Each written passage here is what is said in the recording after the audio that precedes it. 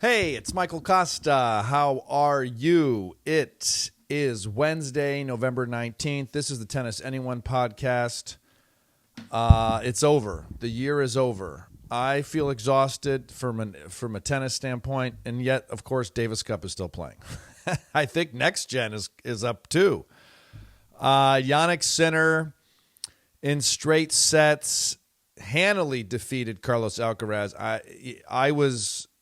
I was watching this. The score was 6-5. There were some great shots, as there always are, but it really just looked like Jannik Sinner was always in control of this thing. Anytime Carlos Alcaraz came to net, let's look at stats for that. Jannik Sinner won the point, which, is contrary to how I want tennis to be now. I want players to be moving forward. And Sinner lobbed him well. Keep in mind, this is played in Turin, Italy. Something like 7 million Italians were watching this thing on TV, broke an Italian television record. And Jannik Sinner is Italian. Keep in mind, Jannik Sinner still finishes the year 2 in the world, but very dominant. Very, very dominant. Let's look at net points won. Total points won, Jannik Sinner won 52%.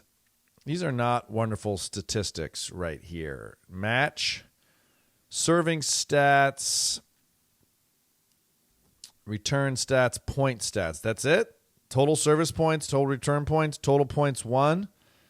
Is there a way to get more than that, everybody? I want net points. Maybe this is what happens when IBM isn't in charge. Thank you to all of you that are watching on YouTube as well. Point stats, total points. No, it just says total points. So, let's go through the year. Jannik Sinner won the Australian Open. The French Open was won by Carlos Alcaraz, even though Jannik Sinner had match points. Wimbledon was won by Jannik Sinner. U.S. Open was won by Jannik Sinner. Holy shit, is that right? You know. U.S. Open 2025. They played each other, and it wasn't really U.S. Open 2025. I can't believe I have to look this up. Men's draw. Boom.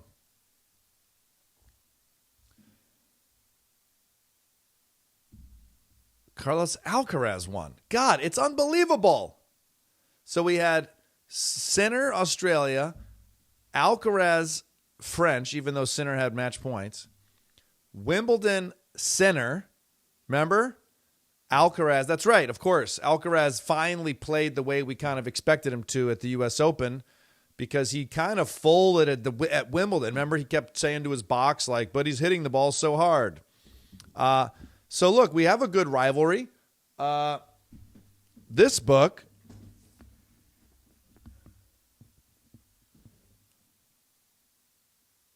I lost it.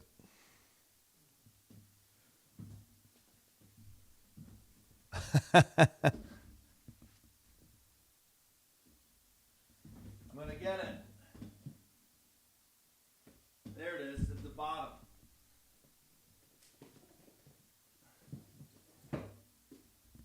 Finally, Judy Nathan's book, Changeover, is about Sinner and Alcaraz's rivalry, and he wrote this kind of before they had a rivalry, before this year.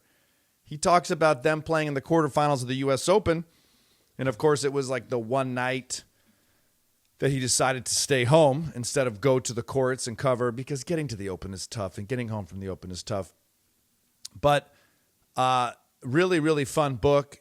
It was released kind of around the time of my book, a few months after. We've gotten to know each other, which is really cool. Lives in Brooklyn. There is a whole Brooklyn tennis contingency that, is elevated, has elevated taste of the sport. There's some great players here. There's not as great players here as there would be in a major city because there's no fucking courts. But LA had great players. Chicago has great players, and there's a whole league and indoor courts. And New York would have better players. A lot of people go to the suburbs, but there's an elevated passion and taste for tennis in New York City, which really, I think, hands down is better than the other cities when it comes to, there's magazines here. There's journalists here. I've had Nick Pacelli on, who did the Tennis Court Coffee Table book. Judy Nathan's an excellent writer for tennis. There's your boy Michael Kosta who's here. So kind of fun that I've lived in LA where there were such excellent tennis players. Holy shit. Backyard tennis was at the highest level. I mean, you would be lucky or privileged enough to be invited. I mean, I still am when I go there, to just go to someone's court in their house or their apartment complex has a court, and you'll go play dingles or baseline games, and the guy will be an NCAA champion or an NCAA singles qualifier. Or, like the last time I was playing in LA, Eric Tanos pops in to play, and I'm like, holy shit, dude, I remember watching you beat Roger Federer. He's just like in the mix. So one thing that's very cool about LA is the quality of tennis that's just around. I used to hit with Derek Restagno all the time. Google him. Watch him have match points against Boris Becker at the U.S. Open and then lose over a net cord. Becker got lucky, ends up coming back winning the match. I asked Derek, are you over that match with the net cord? He says, I'm way over it, but ask my dad. He still dreams about it. L.A. was crazy with the level of tennis that was around, but New York is crazy with the level of tennis, passion, enthusiasm, taste, expertise, writing. Culture. The culture of tennis here is alive and well. The fashion, LA can never hold a candle to New York as far as fashion's concerned. I mean, some of these excellent tennis players in LA would show up and their shoes aren't tied and they got a gross t-shirt on. I mean, here in New York, in Brooklyn, you see motherfuckers on the train wearing Agassi Nike Court Challenge. And I'll say that's a sick coat. And they'll go, Agassi, Nike Court Challenge. Like there's a knowledge. It's more than just the sport. And they might say game when they mean match, but there's a passion about it. And that is something that we can't forget. That is something that we can't forget. It's easy to shit on New York when it comes to it's not Palm Springs or you can't get home from the U.S. Open. But it is embedded in the culture here, and there is something really fun about walking around Clinton Hill, with my wife after dinner, and we pop in different bars, and they're playing the women's semifinal on a projection screen, multiple different bars. That's fun. That's cool. So this is the year of Alcaraz Sinner. My apologies for forgetting who won the U.S. Open, but that's how crazy tennis is. We've had a fucking Saudi Arabia exhibition. We've had the year end. I'm watching Davis Cup right now. I mean, it just kind of never ends, but this is the year of Sinner Alcaraz. What's Sinner's prize money now? Lifetime. Let's just see, shall we? Let's just see. I mean, he's already at 56 million. He had 19 million this year. Outrageous. And his ATP picture, he still looks too young. Let's see what his prize money is compared to Carlos Alcaraz. So Sinner's at 56.6 million. Carlos Alcaraz at 57. Made 18 million this year. So these guys are making a lot of money. Alcaraz withdraws from Spain's Davis Cup quarterfinal. Yeah, I mean, too much tennis. I think technically on the rankings, which I'll go through, Carlos Alcaraz has 19 tournaments played. Jannik Sinner has 18. I wonder if he cares. He finished the year ranked 2. Carlos Alcaraz finished the year ranked 1. Alcaraz won the French and the U.S. Open. Sinner won the Australian and Wimbledon and the year end. So must have been a difference. It's a difference of 550 points. Could have been a difference of that one tournament. I don't know. I've never been at this level. I don't know how important it is to finish 1 versus 2. If you finish 2 in the world and you won 2 Grand Slams and the year-end championship and $19 million and you were punished for a drug violation, I think that's making chicken out of chicken shit or whatever you call it. Lemons out of lemonade. Lemonade out of lemons. So, yeah, if anything, maybe the drug punishment showed these top players, that's probably why Sinner has one less tournament, to take a forced break. Take a fucking break. Rest your body. It's a long season. The next tournament starts in like 45 days. Carlos Alcaraz, 12,050 points. Jannik Sinner, 11,500 points.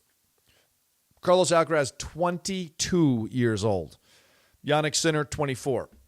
Sasha Zverev, 3 in the world, 28 years old, 5,160 points. I mean, I have never felt that a number 3 player in the world was so out of it. Novak Djokovic, 4. The player with the most Grand Slams all time is 4 in the world. And I'm like, dude, there's no way you can beat those guys. It's kind of crazy. Felix Auger-Aliassime, what a year he had, finishing the year at 5. What did he start the year at? There was a point there where he was out of the game. He finished the year very strong, came on strong at the Open, and then played great indoor tennis. And you know what? I was just in Montreal. I woke up this morning in Montreal. I was shooting a really crazy field piece for The Daily Show about these researchers and scientists who study sex in space. Okay? Hey, we want to go to Mars. Hey, we're building hotels. Hey, space, space, space, space. We don't even know if you can reproduce in space. Supposedly, some rats got pregnant in space, and then they came back to Earth, and their kids are all fucked up. And then those kids' genes are all fucked up, and those kids are making baby rats, and those baby rats are all mutated. We're not thinking about the right stuff. You want to go to space? How are we going to make babies? Yeah, we're just going to send people to space, and then they're never going to procreate? Also, it's better to work with what you have than to go for the new thing, Mars. Why don't we just clean up Earth? Also, yeah, so this is kind of a crazy piece. I don't know how it's going to turn out. You never do. So I probably shouldn't even talk about it because it might never see the light of day. It might win a Pulitzer. But I was just in Canada, flying in. It's freezing. It's November, 17. It's freezing. It's like a frozen tundra. And I was amazed when I flew in how many outdoor courts I saw. You know, again, it makes me mad about New York. I'm flying into a frozen tundra that is Canada, and I'm looking at outdoor tennis courts. And I have played tennis in Montreal a lot. Used to play at Jerry Park, Parc Jarry. In the back of my book, there's a code violation I got. I got in a fight with the player at Parc Jarry, but I played futures there. I've played doubles, futures, finals there. I've picked up ATP points in Montreal. I have not qualified. I have played a lot of tennis in Montreal. There's a shitload of outdoor courts. And I remember one time we played a final. I'm trying to think about how the hell this even happened. We played a final, a 10,000 future doubles final. I'm sure someone out there can find this result. It was at a park. We were at a park on the edge of the courts, and they set up stands and lines people. We lost in the finals. I remember both of us didn't play great. And I just remember looking around going, does Montreal just have enough tennis courts that they can just put a futures final at this park? Also, as I'm remembering all this, what the fuck are we doing playing at a park? I don't think we played the other rounds at a park. Montreal is this beautiful city that's always under construction. There's always some fucking issue in Montreal. The gift shops at the airport sell the orange construction cones as like a little gag. It's like when you buy the yellow taxis in New York City. I mean, it's just literally always under construction. It's like the thing. And it wouldn't surprise me if we played our entire tournament at one location and then they fucked up somehow and then we had to go play the finals at a different location. But that is what happened. And, you know, Canada does love its recreation. Duh. Their weather sucks. Think about, from a Canadian standpoint, you don't have anywhere that's warm, right? We're so lucky in America, even though our warm states are all... we can go south. You know, you can go to Florida, Godspeed on your soul.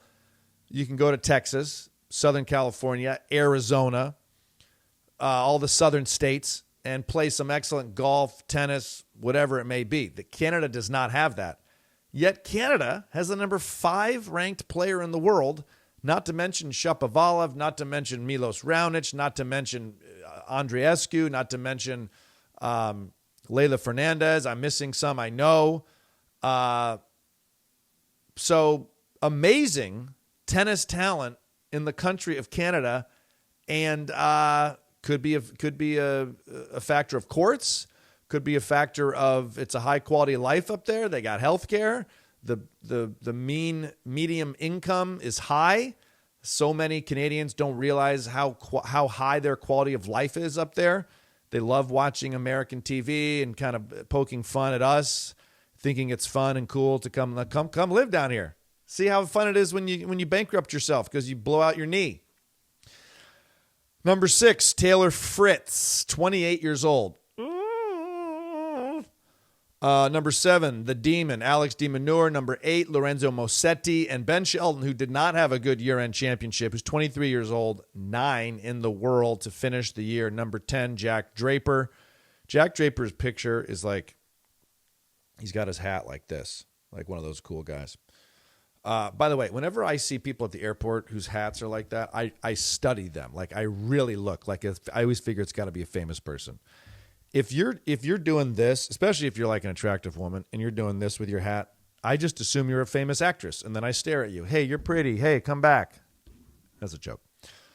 Bublik, 11. Casper Ruud, 12. Medvedev, 13. Davidovich Fokina, 14. Holger Rune, 15. Andrei Rublev, 16. Lehechka, 17. Hachinov, 18. Jakub Mensik, 19. Tommy Paul, 20. 21. Francis Cerundolo. So last year, you know what? Let's look at the year end last year. I want to see what Felix Auger-Aliassime was. So this would be 11/17/2024. Let's just see. Last year at this time, Felix was not in the top 10. Last year at this time, Djokovic was 7, Rublev 8, de Minaur 9, Sinner, Zverev 2, Carlos Alcaraz, Taylor Fritz, Daniil Medvedev. Let's see. Tommy Paul 12. Tommy's dropped a lot. Holger Rune 13. Let's see where Felix Auger-Aliassime was. I'm sure there's a way on the stat sheet to... Jesus, I'm going. He was number 29. Last year at this time, Felix Auger-Aliassime was 29, finishes the year 5. He's got to feel good about that. Obviously, some of the reason that he's 5 is because last year he was 29. You don't put up the results. You don't have to defend the points.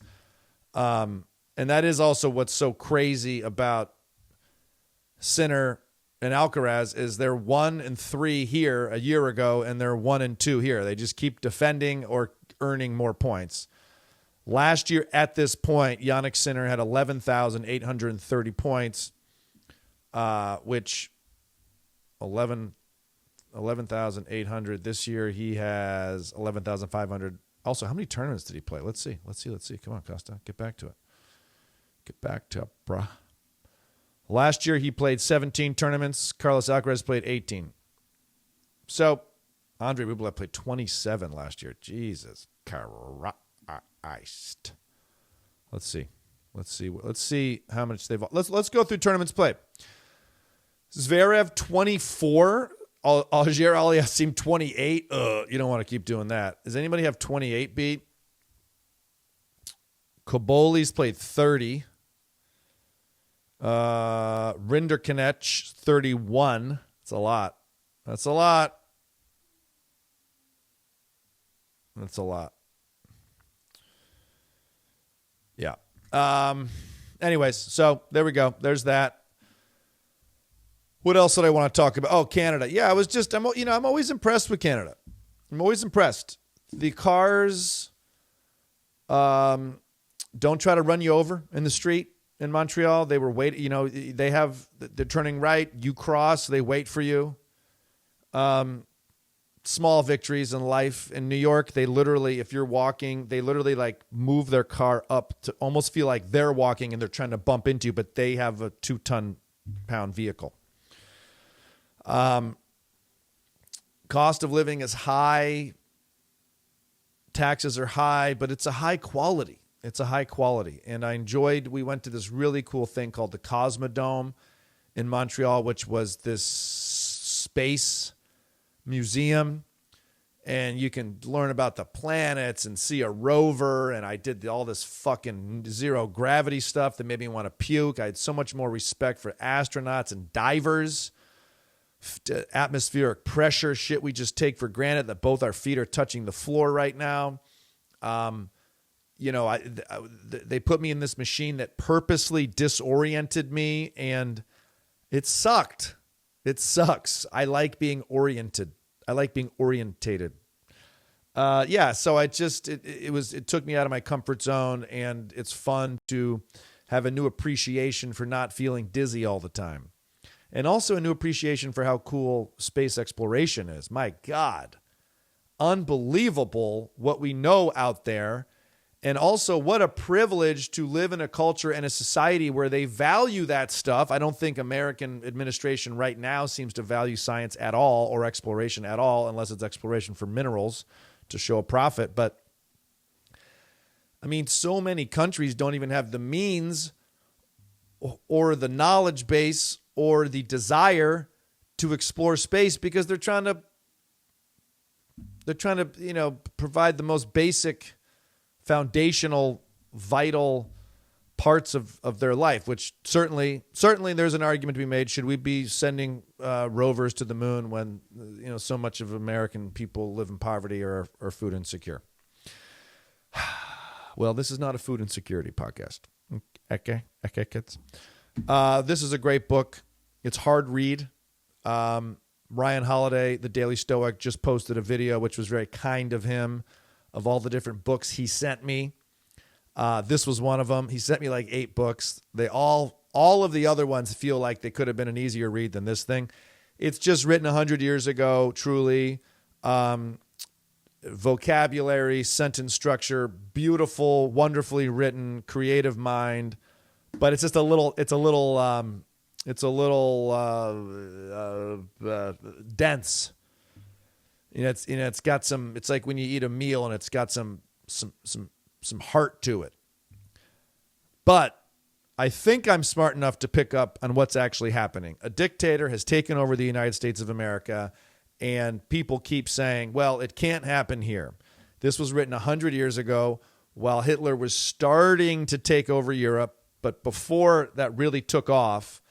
And there was a common sentiment that this would never happen in America. And certainly the dictator in this book shoots and kills a lot of people.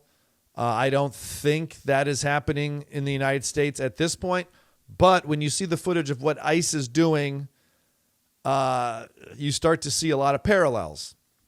And you got to ask yourself as an American citizen, hey, and this is always a tough conversation, especially in the United States of America.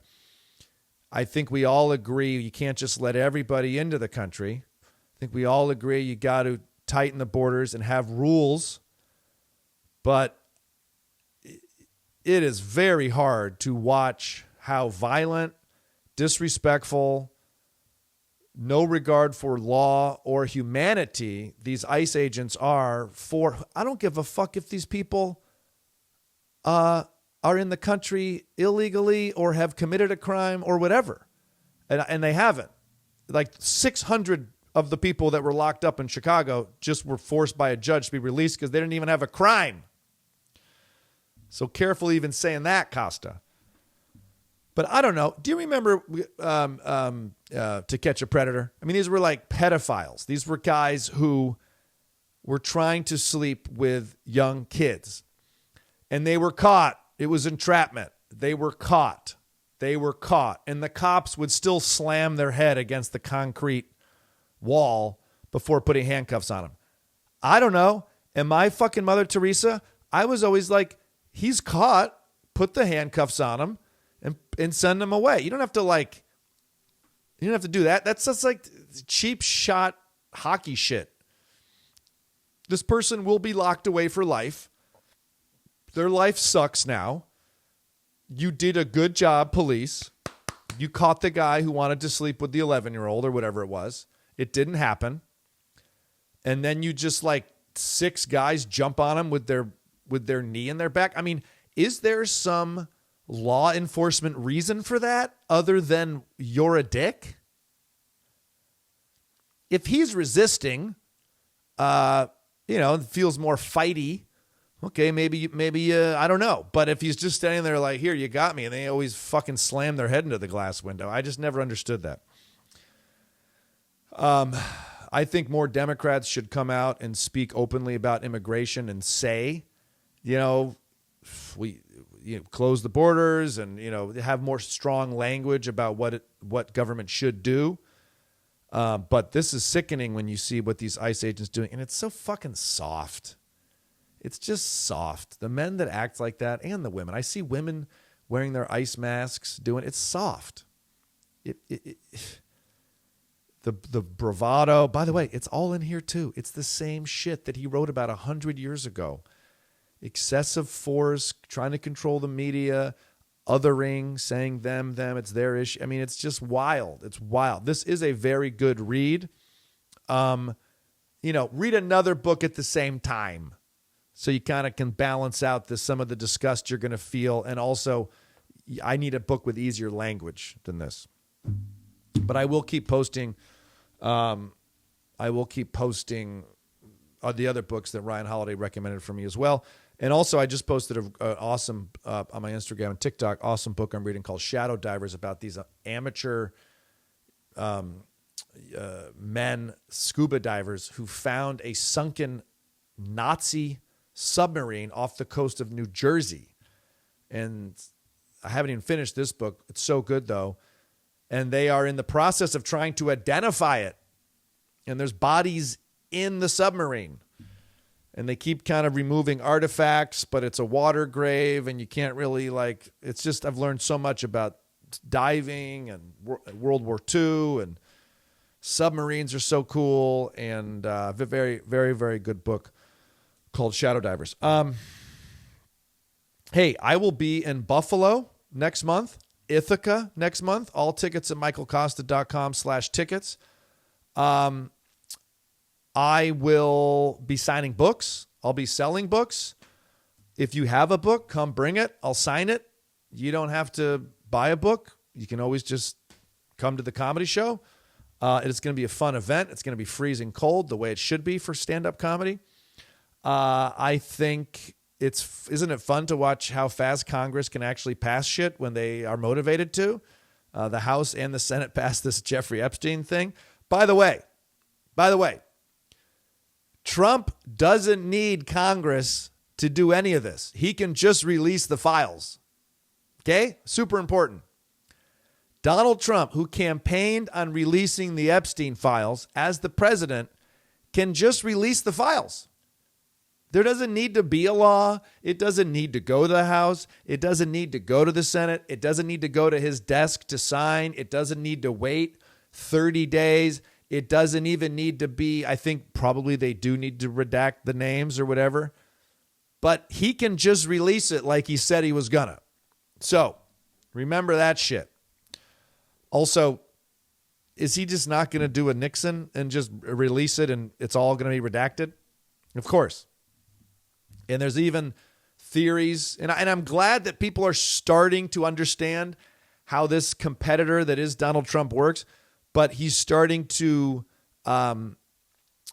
send the DOJ after Democrats, Bill Clinton, whatever, so then he can say, well, I can't release that because that's an ongoing investigation, right? So he's look, Dems, Republicans, anybody who's trying to get Donald Trump, just remember, the guy competes, okay? He's an Alex D. Manure. He gets every ball. He fights hard. You got to be willing to compete. When I asked Governor Whitmer on the show, because Kamala Harris was leading in the polls at that point, I said, what's the Democratic strategy here? Because Trump's going to figure out some stuff and come back. Whoa, well, Kamala's going to get him. Plan on him being a good competitor. Plan on him thinking outside the box for solutions that are unprecedented, illegal, unlawful, and unethical. The first group of people, politicians, lawmakers, judges that think like that can defeat this mindset.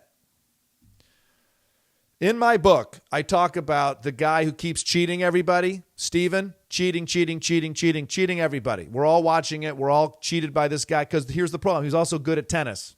And this is like Trump. Trump is good at politics. He is good at grabbing our attention. He does say funny things. He does stoke our emotions. And he's good at politics. And he cheats. But in the book, there's another player who's not a cheater, who plays good tennis, but gets fed up with all the bullshit and pulls the bigger cheat. And says to Steven, I'm going to go get a lines person. And instead of actually getting a lines person, takes his bag and reports that the match is over and that he won the match. And Steven, the first cheater, blows his mind, blows his gasket because he just got fully nucleared, cheated, even though he knows how to cheat better than anybody. So, am I saying the Dems need to do the ultimate cheat? No, but I'm saying you got to start thinking like this guy. He doesn't even need a bill to sign to release the files. He could just release the files, so it's not going to happen the way everyone wants it to. So think about how he's going to do it. It's all going to be redacted. Or he's going to say there's an ongoing investigation into Bill Clinton, which is bullshit because the DOJ works for him. Also, anyways, I'm not getting into the DOJ and the Comey thing. It's all bullshit. It doesn't even seem like the woman knows what she's doing. The judge, we need our judges. Oh, judges, just do your job, judges. That's a big thing here in this book.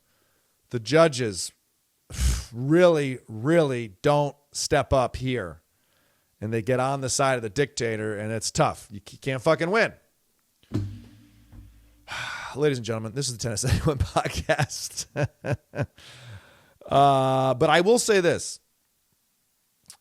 Power to the Epstein victims for showing up, for reminding all of us what's at stake. The images of them, I think they were on the steps of Congress. I was in Canada, but I just got back today. And I see a lot of the victims holding their pictures up of how old they were when they were first contacted by Jeffrey Epstein or Ghislaine Maxwell. And they're kids. I mean, they're fucking kids. I mean, the way that this team, they developed relationships with children knowing they were going to get a little older, 14, 15, 16, 17, whatever the fuck it was.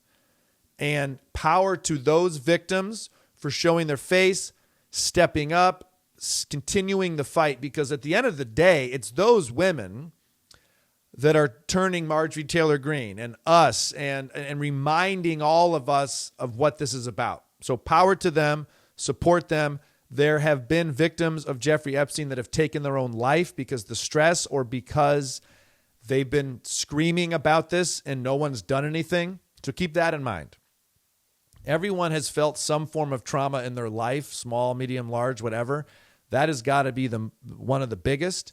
To carry that with you your whole life. He even gets convicted, and yet you still feel like you're not being heard or seen or listened to, or this person is still the upper echelon of society. His best friends are becoming president and congressmen and princes. It's got to feel defeating. So power to those women and keep it up. I know that you don't, you've done enough already, but it really does show all of us that there's real human victims here. And it fucking sucks. Hey, see you in Buffalo in Ithaca for the Michael Kosta stand-up tour. I'm Michael Kosta. This is the Tennis Anyone podcast. Game, set, match. Kosta.